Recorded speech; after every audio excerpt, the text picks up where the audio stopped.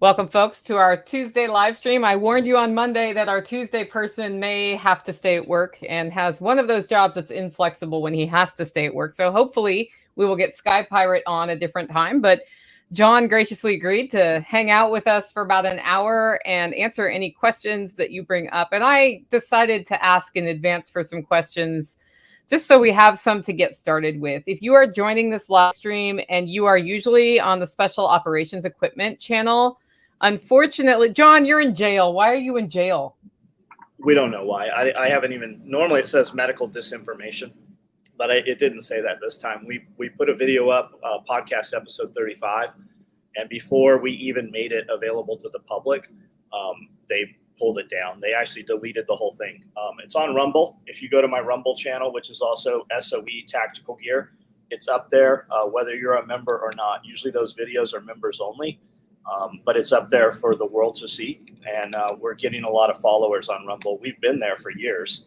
Everything we post to YouTube auto-populates to Rumble, so it's there. You guys can check it out and leave some comments as to why you think it. I mean, one of the 100 reasons that it could have been pulled. Yeah, it's funny. Jack got a strike too. Did you know that? No, I did not. Yesterday he got nailed for saying that people were fired from their military jobs for not taking the stick. Oh, what you mean, the truth? Yeah. Yeah, and I mean that's in ours. Misinformation. Also. Yeah. Yeah. We kind of all seem to get strikes right at the same time, and it's in. I would say that they're watching us all, and maybe somebody is, but more likely that algorithm just knows that we all interact and do live feeds together. Yeah. So I might get a strike next just for having you talk to me today. That'll be your first one, though. No, it'll be my second. Yeah, no. when we go to jail, you're going with us. So that's what true friends do. They either get you out of jail or they go to jail with you. Yes. Yep. All right, guys. So in the live stream, if you're used to seeing this on the Special Operations Equipment channel, just let your friends know we're live. Link them here, and we can have a conversation. I did go out on social today and ask for some questions, and the first one comes from Mona. And Mona asks, what is the change you made coming up to this Self-Reliance Festival that you will think will make the biggest improvement? What do you got, John? Anything? We haven't even done anything. It is literally like wild land here. I mowed a little bit a couple of weeks ago, and then it's just rain, and sun and everything. I mean, I have grass that's taller than I am right now. I'm gonna hit it with a mower and see if it'll mow. We might actually have to bush hog it down in order to be able to start grooming it a little with the mower.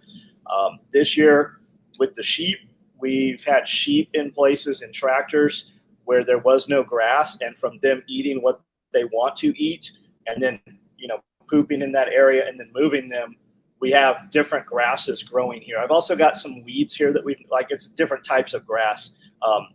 And I think we have guineas, and even the chickens have realized there are other places outside the fences.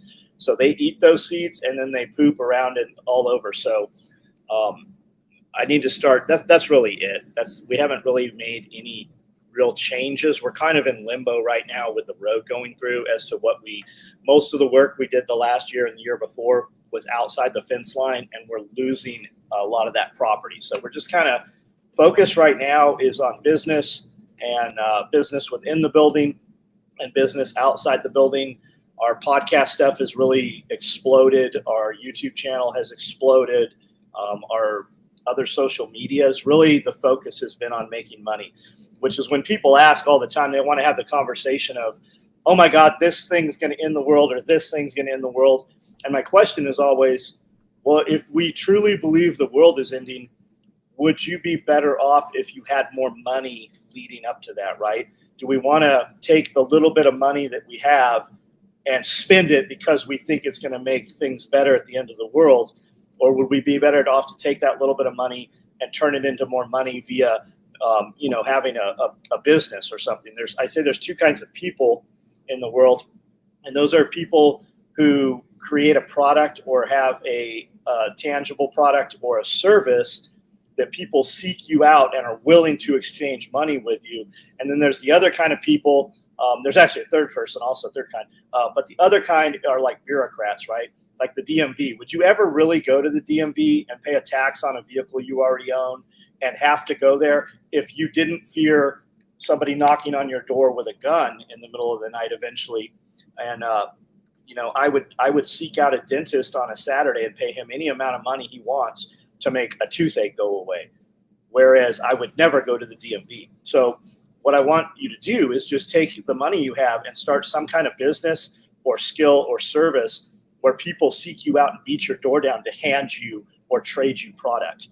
And that's kind of what we've been doing. We've just been doing the things, because I don't tell people what to do. I tell people what I would do. And we've been doing a lot of that this year.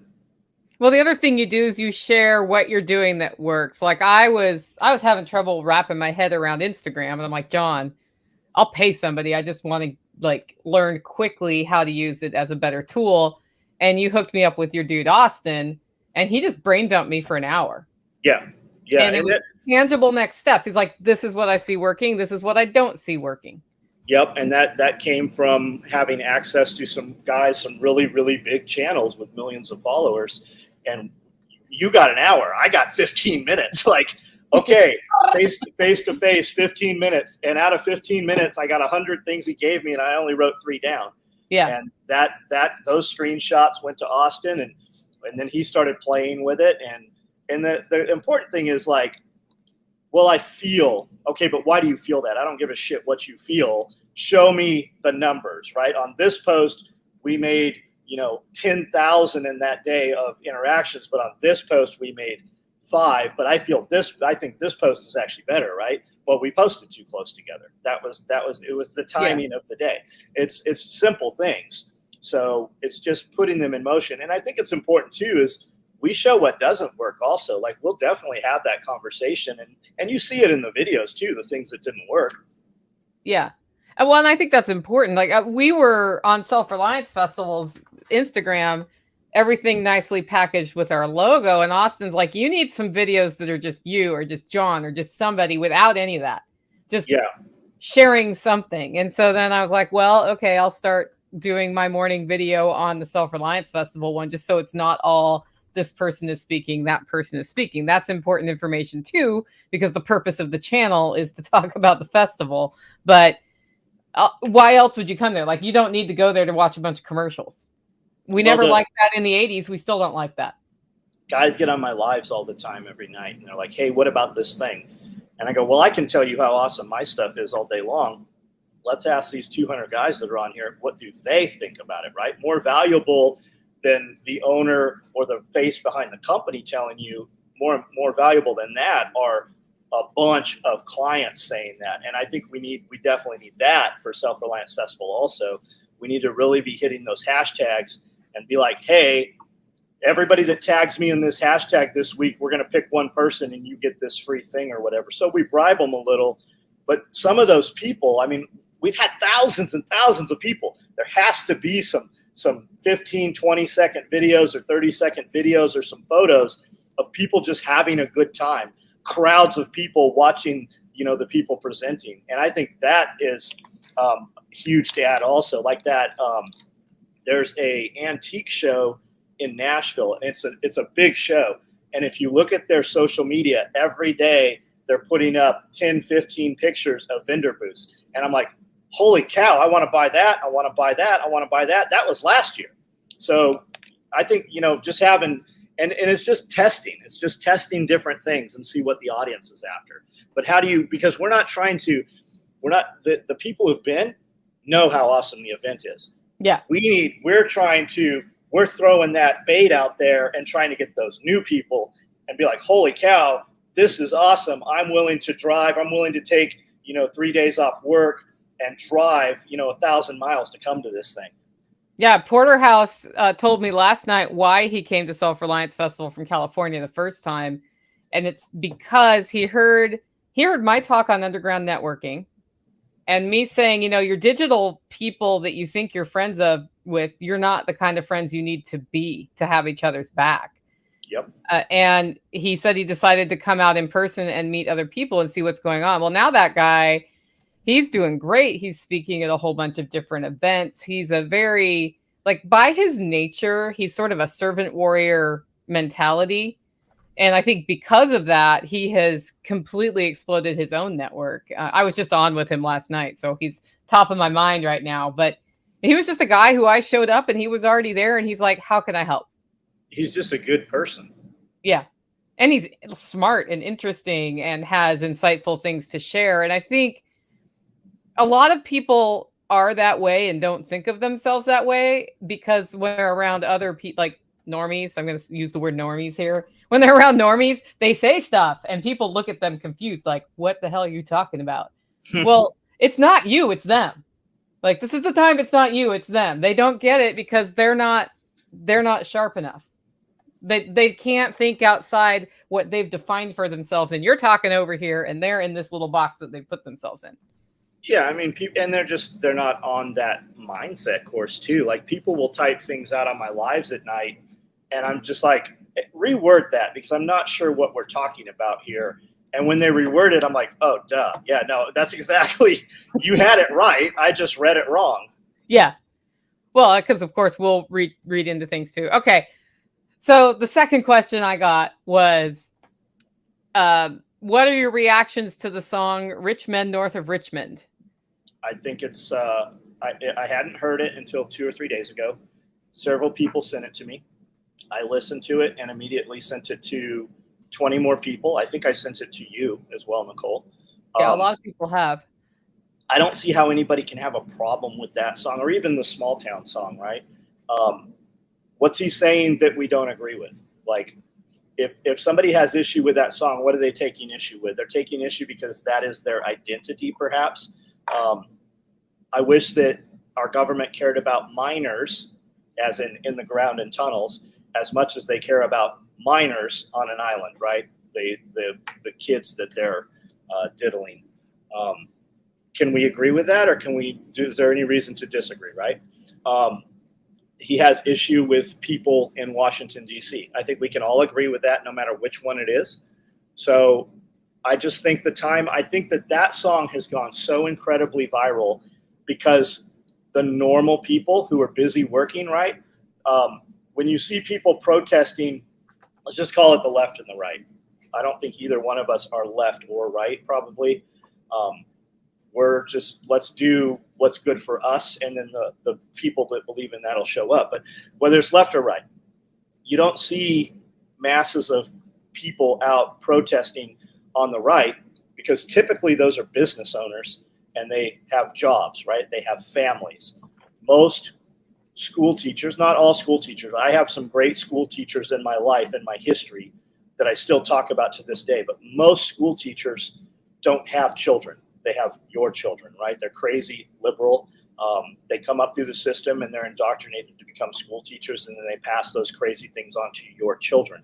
And those children, a lot of them don't become up, at least not until later years in their life, to be successful, but they're good at showing up to protests and holding signs and such, right? Those people typically don't have jobs. And that's why. But the normal people that make the world go around, that work and earn an income, and then that money is stolen from them to give to those crazy sides so that they can go out and protest while they don't have jobs. We're busy working.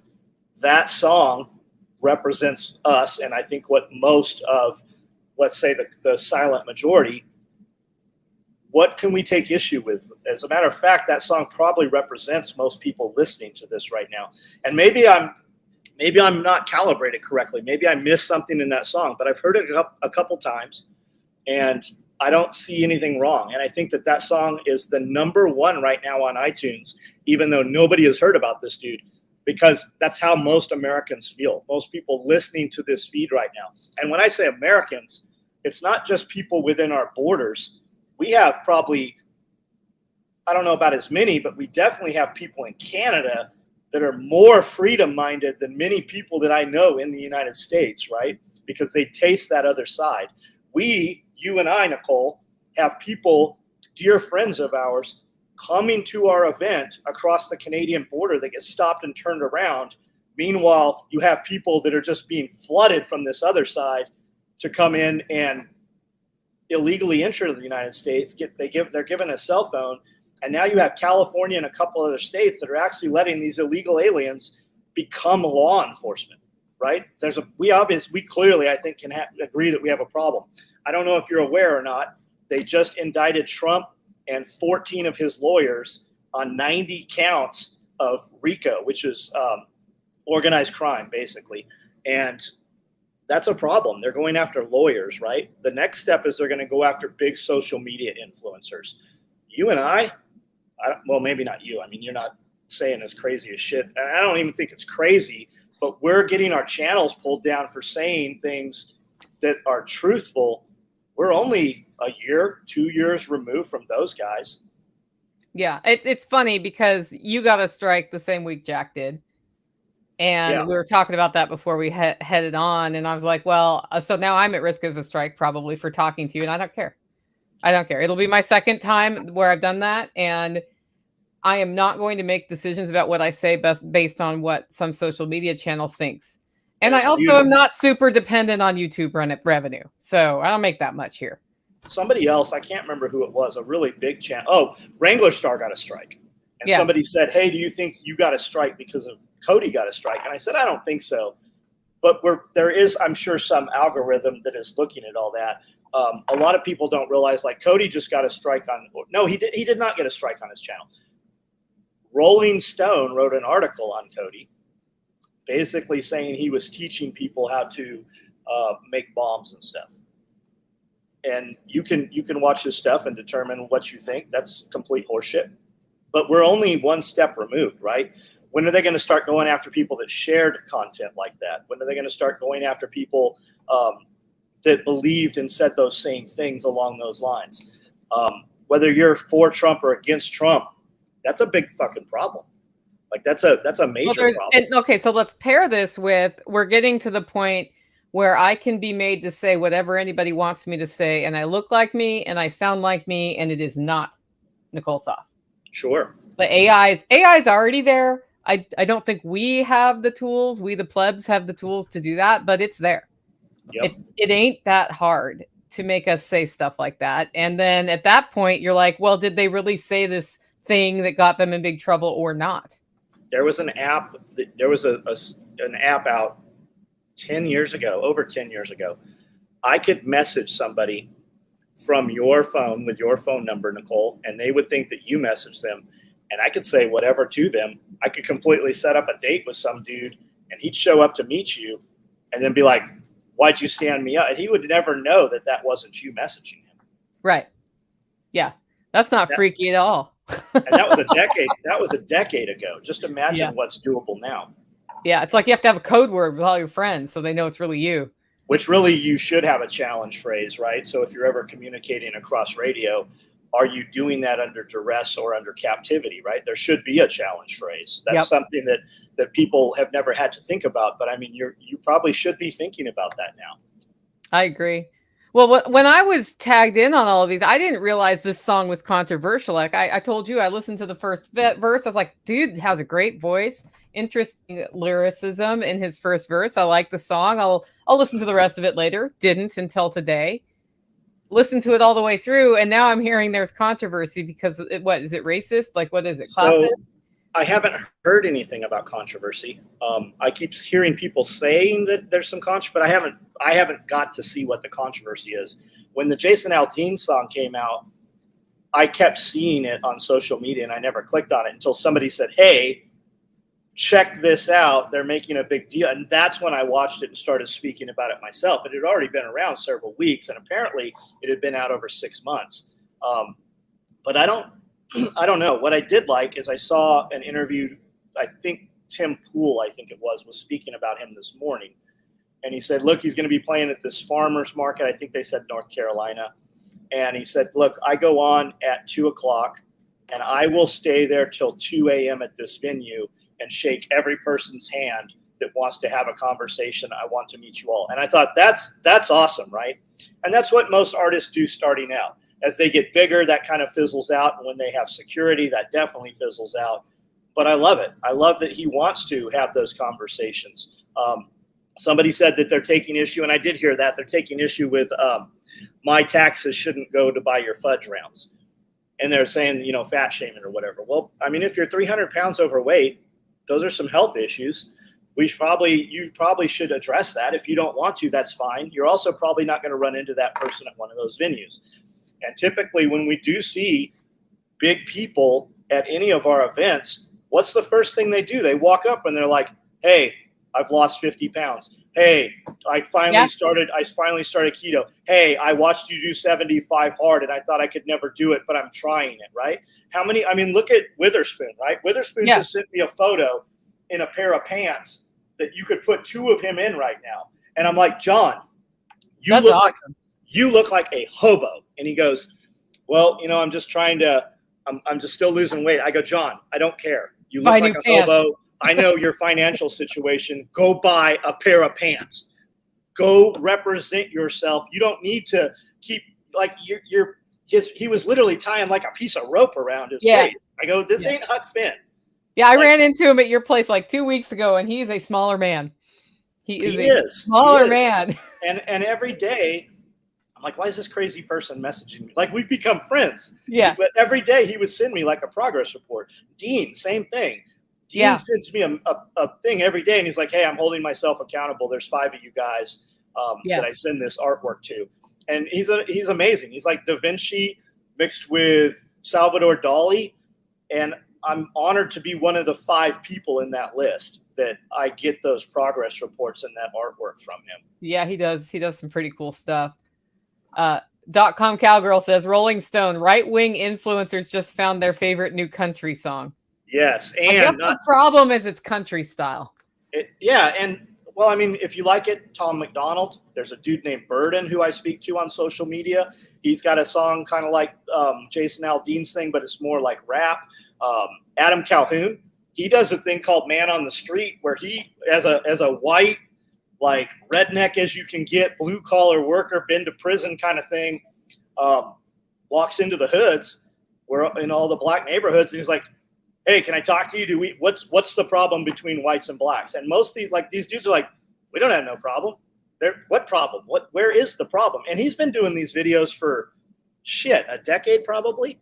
Yeah. I mean, just do what you want to do. If you like it, like it. Why do we like it? What are the words? And whatever. I should ask him to come to SRF. Actually, he's got a booking email on here. That'd be awesome. I would love to ask him. I'm going to ask him. See, because we've got Slave to Servant, we've got Tess, we've got room for one more. Yeah, that'd be awesome. It'd be really cool. Even if he doesn't even sing, just see if he wants to come out. There he is, John Witherspoon. What's up, buddy?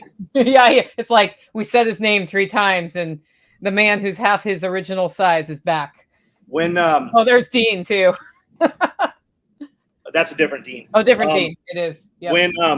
When I heard about the Rolling Stone article, my reply was, I can't wait for them to write an article about me, right? New York Times did an article on me, and it was good for business. I can constantly send that to people, even though most people took it as controversy and it was talking ill of me. I felt that the article was truthful, and he closed the last line. It really was in my favor, I believe. I would love for the New York Times or Rolling Stone to write another piece on me. I'm able to monetize that in a big manner. It might push some people away, but those are typically going to be the problematic people anyways. It's going to solidify the people that exist, and the people that, because we're so easy to find, you can listen to 1, 2, 3 pieces of my content over time and know exactly what I believe, and like attracts like. It's going to bring them out. I don't have to pay or try to buy those customers. They come and find us then from that publicity. Yeah, which is great. Okay, we got a question here. I'm in the process of starting up a jack of all trades farmhand side gig to turn into an exit job plan. Would drastically changing operating hours, evenings, weekends today, be an issue? So I think he's saying, if I start it doing evenings and weekends and then go full time and change it to daytime hours only, do you think that'll mess up my business? It's going to change your clientele, right? Because when do I need you here, right? If I'm hiring you, and are you doing like farm sitting, or, hey, oh my God, it's raining and my gutters are full and now the water's coming in my building? Well, obviously you got to come when it's raining. And are you willing to be the guy out there in the thunder and lightning? you just got to go when the client needs the work. Typically, when I call somebody, I'll send a message to my primary guy, and if I don't hear back in 10 minutes, I've sent messages to 2 more guys because I need it done right then. And what I'm determining is, man, is it worth me to pay somebody to do this, or do I need it done so quickly that I will just go do it? And that's what it comes down to. I'm not real clear what your business is, but I mean, I know there is a business for somebody who knows how to take care of animals to come out and simply feed animals. Yeah. In fact, if you are a farm sitter and not coming to Self-Reliance Festival, I need to hear from you. She needs a farm sitter. I do. And this is a standard problem in our network, right? We get all these things going on our homesteads, and then we want to go somewhere. And there is a full-time job traveling from homestead to homestead, I think, to be had. Well, we know people that kind of do that, don't we? I mean, doesn't the Lots Project kind of does that? I don't know if they take care of farm animals, but I should ask. But they're coming to Self-Reliance Festival, so I'm SOL on that one. But yeah, it's, and the other thing is traveling to do odd jobs, because even when you have like a full family working on a homestead, occasionally you just have something where you need more hands. And you're willing to pay for more hands. It's harder when you're running a homestead by yourself. Sure. Yeah, but absolutely. Go ahead. Amanda and I leave on the weekends, and we run one direction. And typically we're going to be back, right? We're going to be back here because of the animals. Like we went to Memphis on Saturday, shot up there, ran around all day, got back here. And then Sunday morning took care of the animals. And then we ran another direction. But that's the anchor, that we have to be back here. We can't leave for more than, most of the day, one day. I see strong roots on here. Hey, I need to talk to you about coming out and planting some fruit trees.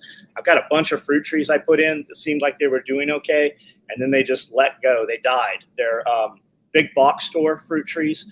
I was at, and I know you're cringing right now, I was at Home Depot this weekend, or Lowe's. They have some other brand. They have apple and peach trees in there that they're getting $170 for in a container. They're a little bigger. They look very, very healthy. But I need to buy some trees and just pay you to come and properly plant these trees. And I know you're supposed to soak them and get the root out, and I never do any of that shit. Yeah, that makes a big difference. I have a ton of trees here that are living that I didn't do that with. But I'm to the point where I just, whatever your price is, and I trust you, whatever your cost is to come here and just plant these trees, and we'll build like 12 videos while you're here doing it. Yeah, I'm sure he will be reaching out to you shortly. When we did my food forest install in October, I used big box trees mostly that a bunch of people helped me source.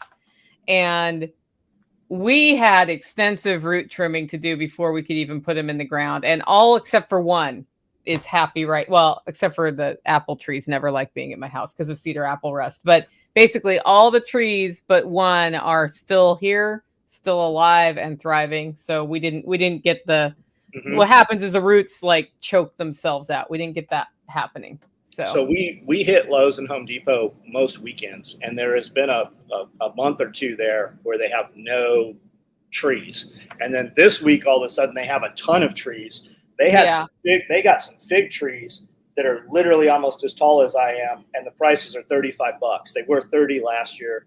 So I want to put a bunch more figs in because that's a crop that just does amazingly well here. But as far as your cedar rust, I was under the impression, Nicole, that I was just going to cut down all the cedar trees on the property. I was at peace with that. Okay, we're going to chop these down. That's going to take care of it. And Billy Bond said, nope, if you got them a mile away even. So the people at the co-op are always like, oh, here's this liquid. You just spray it, and that takes care of the cedar rust. That's the only way you're going to have apple trees, is to do that, use that chemical if you have cedar trees. And we do. I can cut them. I got 36 little ones on the property that we've counted. But the neighbor has them, and the guy across the street, they just self-plant. Yeah, and I put in varieties that are supposed to be rust resistant of pears and apples because I get it on the pear trees too. And nope.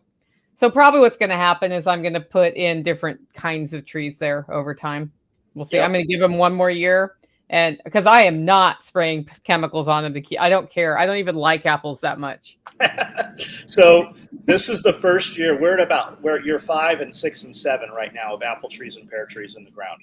This is the first year where I could go out and count numerous apples coming in the driveway. We had hundreds of apples. Our pear tree just had hundreds of pears in it. And we come driving up a couple of weeks ago on a weekend, gates open, and there's a squirrel in there. And I look up, and all those pears, if there's one squirrel, there's more squirrels. And they have eaten all of those pears off of that pear tree. That's shocking. And they're on the outside of the fence line, inside the compound fence, but outside. So the only solution to that is when we're gone, turn dogs out in there, which there's usually not dogs in that free area. But those trees that are right there, so the trees we've planted this last year inside the fence line, no squirrel problem. They're also not old enough to produce anything, but the dogs can get there. Yeah. I had something yesterday for the first time in years. I heard my dog's losing her mind inside. So I'm like, okay, I'm going to take you out and show you there's not an issue. Well, there was an issue. There's a noise coming from down where the chickens are. There's a chicken going, rah, rah. I'm like, well, that's a really grumpy chicken. I'm going to walk down there, hawk on it. Yep. I never have predator pressure from the top because I've trained the dogs to bark, but they've been really interested in not going out in the heat of the day for the last 4 weeks or so here. And man, I turned the dog. Now the dogs have to be outside because that's the only way I know to not have a hawk get my birds. Yeah, we just have to pull, sheds with them. Just build some of those lean-to sheds. Yeah. 4x6s that are, docked on the corner so you can pull it with a 4-wheeler. You have to have shade, just like the sheep. I mean, we have those sheep in the tractor. When there's an enormous storm coming, I always turn them out of the tractor so they can get somewhere. And those things, they don't ever get anywhere. They're standing out there right in the rain. They don't seem to even care. But we do turn them out of there. So that's cool. I see somebody said something about Risky Krisky. He's a friend of mine. I've not met him in real life yet. He is coming down, I think, to Self-Reliance Festival. We're going to get him on a couple podcasts. He's got a great YouTube channel if he's not on your radar. He and I have some close mutual friends in this area right here that live here. Cool channel. Check him out for sure. Cool. Arkansas black apples don't seem to be too bad for rust. That'd be good to know. Again, I don't love apples. I don't hate them.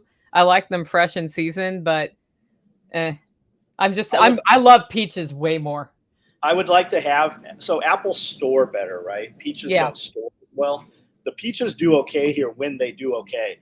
But I eat an apple a day. I want the biggest apple I can get. I like the Fuji apples. But recently there's a bunch of stuff, and it probably just wasn't on my radar. But by the time you're putting an apple in your mouth from the grocery store, that thing's been off the tree for between 1 and 2 years, they say. So when you get an apple that's good from Walmart, I mean, just imagine how good a real apple is that hasn't been off the tree all that time. And I don't know, maybe the sugars come out like in pears and it needs a chill hour to get the sugars out and soften up. But I would assume that growing your own apples are probably better than some of the grocery store apples, for you at least. Yep, cool. So the odd job guy said plumbing, carpenter, haying, to topographical maps and chores, whatever needs doing, not farm sitting and too far. Nobody ever wants to farm sit. My farm sitters last year are coming to SRF. I was like, dang it. Now I got to get somebody else out here to check on the sheep. So that's okay. Do what you have to do to get the business started. And as you build your clientele list, you're able to change. Once your clients know how good you are, then the price is able to go up and the hour constriction. You're going to lose some customers when that happens. But you just do what you have to do. But when you're starting out and you need that initial seed money and that capital, the answer is yes. I mean, if you look at my buddy Evan, Radio Made Easy, he was just in Idaho. He stopped here last weekend on the way to Idaho, and now he's on the way back and he's doing another class. He said, I'm taking everything I can get right now. The answer is yes. And for all you guys that like family and I got to raise my kids, he has 3 little kids with him right now and his wife with a pull-behind trailer that our buddy Tad just put a mini split on. So nice. People always like, how to balance. That's some bullshit that you've been programmed with. You just do what you have to do. Oh, come on, John. My work-life balance is perfect. Yeah, we don't I'll have balance when I die. And as far as raising your kids, my kids were with me all the time. Amanda and I had, our kids are all adults now. All of our kids, we didn't have a babysitter, like ever. We never, like, I don't trust people with my dog, much less my kid. My kids were with us when they weren't at school. Yeah. Well, here's an interesting comment from earlier. The sky is always falling. Building community and resilience shouldn't be counting on the world ending. So it has been easier, I think, to sell Self-Reliance Festival tickets in the last 3 years because shit's getting weird. But that it should not be predicated on that, because the skills you build at something like that, and the skills we build when we develop trusting relationships that are real, and all of the things that we're doing, and just build the life that we want to live, that should happen all the time, not just because it's scary outside. Because I'm not sure, I don't actually think the world is worse than it was. I think more people see it, and I think some bad shit's been going on all along. Are you froze? I don't know. Am I frozen? Okay. So I'm 52. I'm 52. Every year, there was something that was supposed to wipe us out, right? Y2K, Mayan calendar, Ring of Fire, Jeffrey Hoagland on Art Bell, right? None of that has wiped us out. So had you operated out of fear, which I don't think I was scared. I was having fun, right? It was an excuse to go get new things, all of which I don't give a shit about. I couldn't even show you. I still have them all. All the shit that I've bought, I have buildings full of shit. It's so important to me that they're not here and they're in another building that I don't visit. Had I put that money back into growing money, and it does, and I say that, and I know people are like, oh, everything's money. Had you put that money into your business and more tools or more craftsmanship or more education for your skills, you would have a lot more money. And it's not about the money. The money buys you freedom. The money gives you options, right? Do you want to go to this thing? What does it cost to have somebody come and watch my property that I trust, right? I could bring somebody I trust from another state, fly him here, give him the keys to my building because we have history, and then I can get on a private plane and go where I want. That's what money allows you to do. So that's what I mean when I say those things.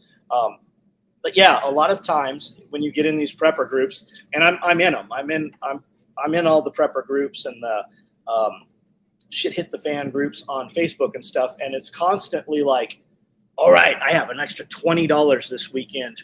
What should I spend my $20 on? Your $20 isn't going to make a difference, right? Buy some lithium batteries. That's what you should buy, lithium batteries. Buy some rechargeable batteries. Or choose, the rechargeable light bulbs in your lamps. Yep. Replace one of those per room, so if the power goes out, you still got light. Yep. Those are cheap. Kiri, what's up? I think about you every day, you and your husband, because when I walk out, I still have those fig trees where they can't get water. So I actually have to be, when I walk out and I'm like, those leaves are a little curled, I better water these plants. And I think about you every time I walk out the building. So the question is, what advice would you give a first-time vendor at SRF? Should I get set up for credit cards? Yeah. Is there too much variety of goods? Coming from Wisconsin and want to show up prepared. So I do want to say this. Evan Dixon from Radio Made Easy was going to sell internet to vendors. And he told me the other day he's not selling it to vendors. He's giving it to you for free because he wants you to be able to do credit card transactions so that you can sell more stuff, which is an amazing thing that he's doing. He's bringing out a Starlink, and he's going to give you access to internet, which has been a weak spot as a vendor. I would say have stuff that people want to buy and have it look pretty. That's about it. Like, I haven't noticed a sales problem for anybody at SRF. Like, you don't even have to be a better salesman. People are going to buy stuff from you because you look crazy, right? You look cool. You look like you came out of fucking Burning Man. People are going to be attracted to that. Some people aren't. They're going to buy from the grandma because of the way you look or the way the grandma looks. Have a good product. Bring your product. Present your product. I make nylon gear. I got a dude coming here that makes nylon gear. He was like, hey, do you mind? Can I bring my stuff? I'm like, I don't give a shit. Bring your stuff. Like, he's a direct competitor of mine. Just bring your shit. Like, bring your stuff, set up your stuff, represent your product, make sure they remember you and not your product. I walk around some of these booths here, and I don't know what they fucking sell. Like, I walk around our show, looking to buy things, and I don't know what the booth sells. I have no idea, and they're also not in their booth. So just be present, be memorable, and have a solid product. Speak of the devil, there's Evan right there. Yeah. And you should bring every method, right? And we manually entry. You'll see we do manual entry on the iPad here, and we got to type in all your numbers. That's because I'm fucking stupid. Like, you can get any one of these companies, PayPal, Stripe, Square, any of them. QuickBooks will give you a card reader. Get that damn card reader. Get your shit set up, and have redundancy. We have all of the iPads. I hate Apple. We have all of the iPads, and inevitably, the first one we pull out, wherever we go, it doesn't work. Have a second one. Have it set up on your phone. Do whatever. I am always baffled when I go to some, especially like art festivals or oddity shows or like street scene kind of shit, and I want to buy something, and they don't take a debit card. It's not that I don't want to give you cash. I've already spent my cash. Yeah, most people spend cash at SRF, and then they're looking to swipe the card, or they're looking to pay with crypto. And if you don't know how to accept crypto, learn how to do that. Josh, the Renegade Butcher, and Brian from the Lots Project, who will both be there, are pretty good at helping you accept cryptocurrency payments. And it's something you can literally set up in 2 minutes on your phone. Done. Yeah, here's guys. The only sales problem is not bringing enough product. Yeah, I have sold out of everything, every SRF. So we used to do gun shows in Del Mar, and we did a whole circuit. For guys that don't know, there's a gun show every weekend of the year, from Arizona, Las Vegas, California, and all through California and such. So we would go to a show, and what people at shows do, like when I went to a bunch of prepper shows, I didn't sit down for a single lecture. No, nothing. I went to see the vendors, and everybody makes the first walk around, and nobody buys anything the first time around. And they're determining, they only have a finite amount of money, what is more important to them, and they're maneuvering in their mind how they're going to spend that money. But we started selling T-shirts when we used to do shows. We would have a T-shirt. We had belts that were $35, and we had T-shirts that were $10, because our customers had saved all their money in a shoebox, hid it from the wife or whatever, and went and bought that one gun they're going to buy at the gun show. And then they come over and buy some stuff from me. And then they buy a knife. I want that last $10. That's why I had a $10 item. That $10 item nowadays is like $35. But we always had T-shirts, and we wouldn't ever sell our T-shirts till towards the end of the show. We would blow out all of our shirts, because that dude has hidden and scraped and saved his money, and by God, he's going to spend that last bit of money before he walks out of that building. And we were the ones that got that money because of those items. You know, I heard from somebody who was a jewelry vendor who would set up a jewelry booth at gun shows because that was something for the wives. Yep, there was always a Black Hills Gold guy at all of the big shows, always, tons of it. Yeah. Okay. Letty says, what is one topic that has not been done at Self-Reliance Festival, John, that you would really like to see done at Self-Reliance Festival? I don't know. What do you think? It's a hard one for me. So we have scything coming in this time. And that was one that I was super cool, super interested in. I know that's a weird thing to be interested in, but I've talked to John about, his name's John too, who's doing it, but never seen it done. And I've tried scything and not felt terribly successful at it. So that's the kind of thing where he can do the demo, and then theoretically you can also try. But we got to have some tall grass to cut down. Yeah, I think we've got that. Scything's like tennis, right? You can pick up any tennis racket and go play tennis until you're with somebody that knows how to play tennis. And then your racket, it has to be fit for you, and the tension on it and everything is to you. It's just like a set of golf clubs. But scything, you can go into any antique store and see size all over the place. What I'd like to know is what's the realistic in the real world of picking one of those up and using it, or conditioning it back into a usable item. And I don't know the answer to that, but that is definitely something I would be interested in seeing, is the scything thing. Yeah. I have a bunch of 2-person saws, and every time I buy an old axe or some blacksmithing stuff or a 2-person saw, I always say to Amanda, I'm like, man, I hope we never have to use this for real. And what's the reality? How many people have bought those saws and those saws are dead, right? Could you bring it back? Could you sharpen it? What's wrong with it? And most of us don't know the answer to that. We just amass things for in case we ever need to use them. Yeah, I would love to see some airsoft training of some sort available in the background. Totally doable. Yeah, and we tried to do that once and it just didn't work out. So that has not, nobody's taken charge of doing that either. So it's just fun. Like especially in my industry, there was a time where guys would always, if you said something they didn't like, they're like, oh, you're just an airsofter. Man, we dealt with airsoft, like real kids that were airsofters. And a lot of those dudes, while people were shit talking them, we were more than happy to sell them product. And a lot of those kids, like I got a kid used to come in my shop. Literally his mom would drive him into my shop. That kid did like 8 deployments with Ranger Battalion and then went on to do some other pretty high speed stuff. And he was an airsofter. Like it's fun to go and shoot it's like paintball, right? And everybody doing paintball, they wear up motocross gear now and they're sliding and they got all these inflatable bunkers. But just take 6 of your friends, meet in the middle of the woods and go this direction for 5 minutes and come back, right? Just, it is fun to do that. It's a blast. You know, I read a book recently where they played a game called Assassin and you had to shoot somebody with a water gun, basically, or kill them with a water gun. You could make a water bomb out of a balloon. And the rules were you couldn't do it inside and they had special places you couldn't do it within 10 feet of a building or something. But you were assigned somebody and nobody knew who was assigned to which person until it was like the last 4 people. And then they had an elimination round in an area. That would actually be kind of fun to play at SRF where people, 20 people sign up for it and you never know when the assassination is going to happen. But that would be that's totally cool. You guys, if you guys have airsoft or paintball stuff, there's 30 acres right next door that you have 100% access to. You can just go over there and do it. It's in the woods. You're going to get bugs all over you. Bring some, long pants and BDUs and spray take a shower and stuff. Yeah.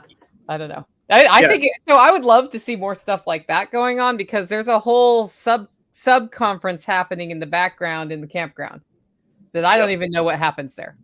Yep. But I know that it happens. So, John, have you always been the kind of person who goes your own way without caring what other people think?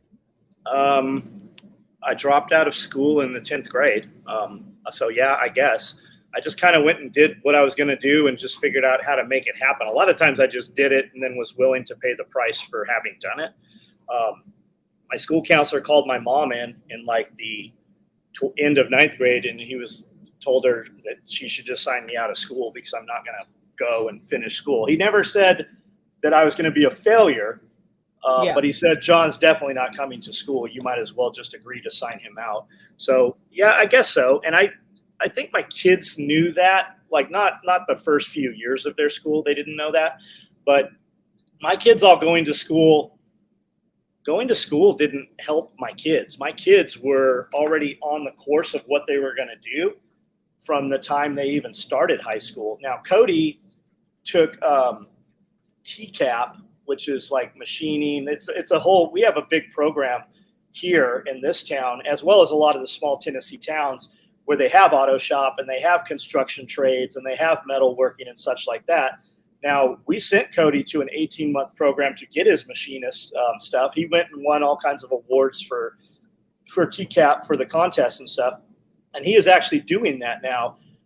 He ran a laser. He's run a couple machines at a couple big plants, but he just took a job working at a enormous plant here that makes all of the pre-aluminum. They take the ingots and press them out and run them into these big rolls. And that goes to another plant that makes aluminum foil. But he, as well as a couple of other people we know, are working at that plant, and they have all the work they want. And their minimum pay is $35 an hour. And some of these guys are making $55, $60 an hour. And these kids can work. They could put in 100 hours right now if they wanted to. There is no shortage. And they're giving them huge incentives to bring friends on. I got a buddy that's working over there in maintenance. We know 2 people work in maintenance, as a matter of fact. And then my kid is on a 6-person team that's actually running some of this big equipment. But that's what he's doing. He just came in here 2 weeks ago, and he's like, "Hey, I'm thinking about buying this house," and it was $350,000 for a kid that's 22. Yeah, not bad. It's amazing. My uncle owned a machine shop, and my cousins inherited it, and all of them have been able to build a good life that way. Yeah, I would like to see him take that money, put up a building, and put some machines in there, and that's just a license to steal. I knew a guy named John Matthews. Some of you will know the company. It's named Surefire. It's high-end flashlights. Most dudes carrying a gun probably have a Surefire on their gun or in their pocket. And he retired. And his passion was he would ride these big dual sport motorcycles, and he just liked to do wheelies. That was his thing. And Costco wanted to carry the flashlight, and he said, they brought him back on as an advisor and such. Costco wanted to sell the flashlights, and he said, "No, I don't want to work that much." And the whole conversation, I was there for some of it. The conversation was, "You've got 50 of these machines. All you have to do is run them a couple more hours through the night." And he's like, "Yeah, I don't want to do that." So what had happened was he wanted to have machine guns in California. So he set up Surefire Institute, which was Ken Good, Dave Maynard, Mike Sneed, some of those dudes we were doing a lot of stuff with. And that basically setting up that training cell gave him the ability to have belt-fed machine guns in California. So he came back into the company at that point. They never did run flashlights for Costco, even though Costco wanted all those. And nowadays, those machines are auto-loaded. They have these sleds that just load them. You really have a dude there in case that machine starts making terrible noise in the middle of the night. You can turn that thing off. But even now, most of that stuff's automated. So once you have it set up, you are literally just printing money. And there is a shortage of everything. We know guys right up the road building aerospace stuff. They're cutting knife stuff. They're doing stuff for all these factories that are going to Japan. If you have the capability to do that, it's like pawn shop, man. It's legal theft. Not really theft, but you get the idea. Yeah. Well, and it's funny how many things there are like that in the world. Yeah. Yeah, for sure.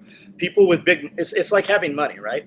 People with real big money, their money makes money. I got a buddy that gets into his shop at about 3:00 every morning just because he's moving money around in overseas accounts. That's all he's doing is playing overseas stock market. And he makes you know him. I'll tell you who it is, Nicole. He makes a ton of money just moving money around. That is great. That's actually something so my financial literacy in the stock market world is like, I understand terminology, but I've never gone into that world. And I became aware I needed to learn more about it long term, because that's going to be part of my investment strategy as I get older, is to have some stuff in the stock market. And even if I'm working with a money manager, I want to do it. So I've just now started diving into, I'm going to be fake investing $100,000 on a spreadsheet for the next year. Just every guy sitting in prison does that all day long. Literally, that's what they do in prison. They're just moving money around on paper. They're just day trading. Yeah. I think that's the best way to learn. Because I wouldn't want to start by putting $100,000 in of my own money and losing it all on accident. Okay, next one from Andrea. Go ahead. I think we're on a delay here. I'm sorry. Andrea wants to know, how do you store tromboncino squash? How do I harvest? When do I harvest? When it turns yellow? And what are ways that you use it in your food? Do you know anything about tromboncino squash? No, I saw the enormous one Jack had. I think you have some. Yeah. Somebody was going to give me seeds. I never got seeds for it. I've never grown them. They look like cool birdhouses possibly to me, but I've never used them. I know Billy is big on that. They have them growing wild all over his place. Yeah, the tromboncino squash, once you get them started, they will reseed themselves. If you have other squash, they will cross-pollinate with those, and then you'll end up with weird Franken squash.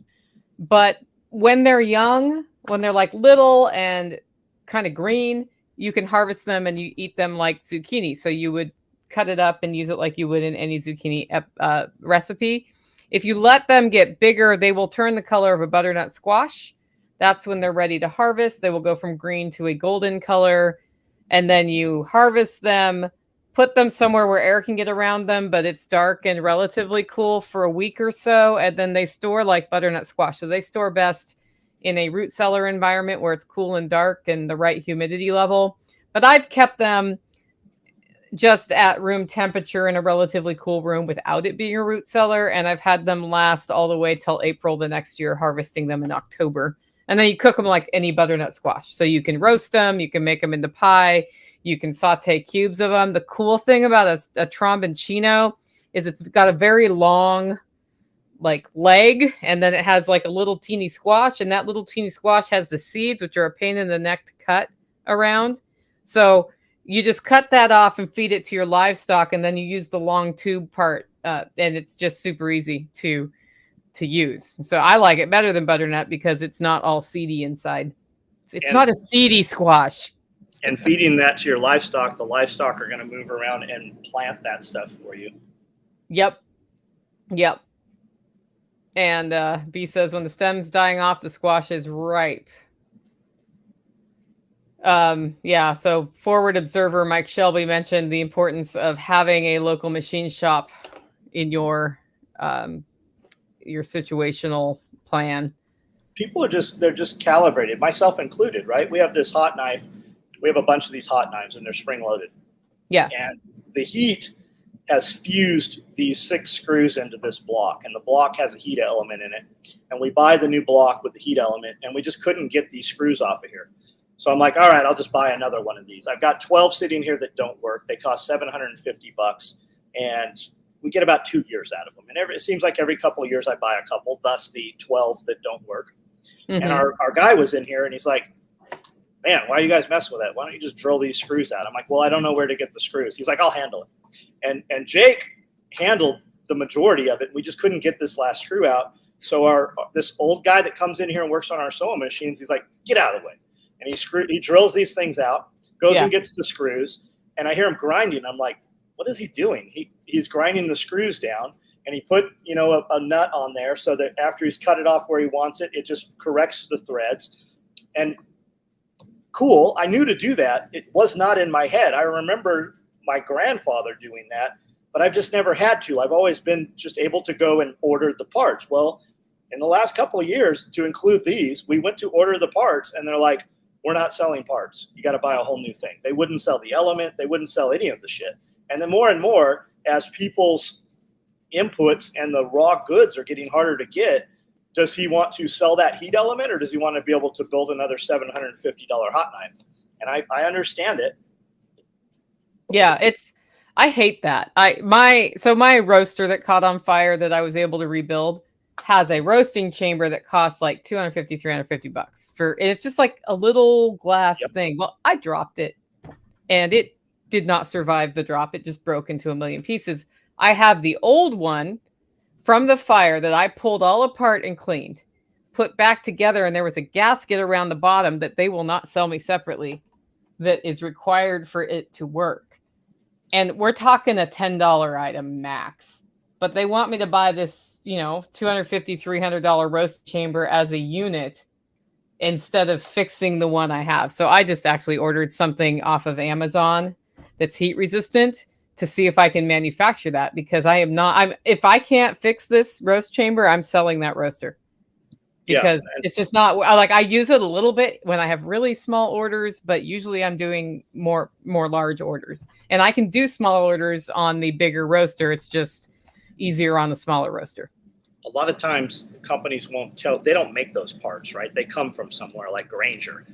Yeah. You and we just don't know what that part is, right? And a lot of times we had this switch that goes in one of these hot knives. It's just a normal switch. They use it in every single industry. You just have to find that thing. And when you find that thing, a lot of times you find also in searching, once you know what that thing is, you find where they're actually buying the entire machine from, and you realize that they're marketing it, they're doubling their money, right? And now they know that. So when you find that out, you no longer need them. Yeah, and that's so part of why I chose the manufacturer for my current roaster I did is it's all with parts from Granger, and he told me the part numbers. Yep. Because he doesn't want to mess with it. And hey, B, I see you talking about hot knives. I would like to have a conversation with you if you seem to know something about those. So we should definitely communicate. should he email you or Facebook you or Instagram you? Oh, I don't care how he gets me. Just get me. Get me. If he can't figure out how to get you, then he shouldn't be talking to you, I guess. Yeah, we probably. Yeah. Okay, if you could no longer sew, John, what would you do? People were asking me very insightful questions today. I'd mow lawns. I love mowing grass so much that I go and mow my neighbor's lawns. I mow the lot across the street. I mow all the way up and down the highway out here. Nobody pays me for it. I just go do it. I mow in the dark. I have light bars on my lawn mowers. I like mowing grass. The real answer, what I would do, I don't know what I would do. But I like mowing grass. I mean, I've always thought that when guys are like, I need money, I'm like, you have a lawnmower. If you don't, go take the one your neighbor's not using and just clean it before you bring it back, and he'll never know it was gone, and go make some money with it. Heck, he might just let you use it. Yep. Yep. What do you know what it is about mowing lawns that you like? Is it like seeing the tidiness? So I do love that. I love the progression. If you watch some of my compound videos, anytime you see a lawnmower, you will notice that I walk out and I'm like, we're going to turn this into this. And you just see it drastically, the before and after, and then you'll see the drone. I like the smell of it. I like that I can just get out there and do this, and I see instant gratification. As I look to the side, I see where I was versus where I'm going. And I can just listen to podcasts. When I'm way behind on Spearco podcasts, I know that I have days worth of podcasts that I can get on and mow and not have any breaks in the middle of that thing. It'll just go right from one to the next, and I can catch up on that. And it's really kind of relaxing. It's like when I sew, when everybody leaves, or if I hate having to do something on the weekend or whatever, where I have to meet somebody at a certain time, because I can't really get started on anything real. And I'm just kind of in limbo. So a lot of times if I have an hour or 30 minutes, I'll sit down on a sewing machine. Or if it's 8 o'clock and I know I have to do a live at 9, I want to be productive. So I'll just sit on the sewing machine and just rip through production sewing, and I'll just have content on, right? And I get on people, I'm like, you're playing video games, you're watching a movie. But I guess that is kind of like my watching a movie. I consume content while I'm also being productive. And I've done this a million times. It doesn't take any thought. And then when the ladies come in the morning, there's 12 batches of work that are literally 90% of the way done. And they just put them together, which is what happened this morning. There was a lot of work came immediately off the machines because I just did the thoughtless part. It was thoughtless for me, thoughtless part of it. And I still consume content, which we later build content of our own off of, just, current events and stuff. I've hit up some, there's a lot of content dudes that I watch, and I'm like, hey, you might not know this, but you're like a week behind on this shit. Do you want me to just feed you content so that you can be more up to date on these things? Because you'll see a lot of the big channels come up with some topic. It's almost like they all watch each other. But what's really happening is they watch other small channels, and that's where the people feeding them got that from. But you'll see the major channels all come out with the same shit within a day or two. But really, that stuff happened over a week ago, a lot of it. Mm-hmm. It's funny because I've been learning spinning in my spare time. But it's the same way. I can be doing something with my hands that's mostly mindless. And when I'm shot, I still feel like I want to be productive. So for me, it's an emotional thing of not wanting to give up yet for the day. And I'm spinning all this wool. And it's the thing I like about it is that I am doing something physically, which is how I process information. And then I can also be doing other things at the same time from an auditory standpoint. So yep, I don't know. Yep. Now I got to figure out what to do with all this yarn. You need a picture of your wool spinner spinning wool. Yes, I have one. Not on a piano. Oh, is there a picture of me on a piano? No, there's a picture of the lady teaching wool spinning on a piano. Oh, no, she's weaving. Well, that's a loom. We need a picture of her. She's on a piano though, right? Oh, I thought she was on a loom. Maybe I'm thinking of something different. Austin, what's up, buddy? Austin says if you weren't sewing, you should probably host multiple podcasts ranging from business advice, homesteading, military topics, and history. Just an idea. That's funny because he's there every day when we do that. That's the other thing that we do. Yeah, she's on the loom, but I can see why that looks. Got like it. Yeah. I would be a world famous rapper is what I would do if I wasn't sewing. Well, we got to get your rap video up and running. A lot of people don't know that I am a rapper. I know. Didn't you record some stuff? We've recorded some stuff. Are you gonna ever put it out? We're not gonna tell people it's out. It's just gonna come out. It's just out there. They won't even know that it's me. Okay. Well, that's part of the fun. Okay. My wife thinks I'm crazy, but I enjoy picking 200 feet of okra.